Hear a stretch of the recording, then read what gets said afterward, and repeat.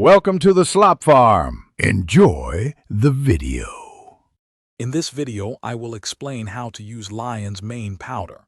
This incredible mushroom is celebrated for its potential to support brain health and cognitive function. Many people find it helps with focus and memory. It also offers benefits for reducing inflammation and boosting your immune system, making it a fantastic addition to your daily wellness routine.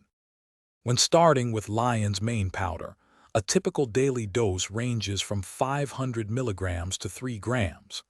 It's always a good idea to begin with a smaller amount and slowly increase it to see how your body responds. You can find lion's mane in various forms, including convenient powders, capsules, and liquid tinctures.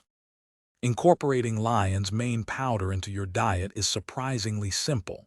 Many people enjoy stirring it into their morning coffee, tea, or a refreshing smoothie. You can also blend it into oatmeal, yogurt, or even savory soups. For a creative twist, try baking it into healthy snacks such as energy balls or protein bars. To get the most out of your lion's mane, always opt for a high-quality, organic powder from a reputable source. Consistency is truly key.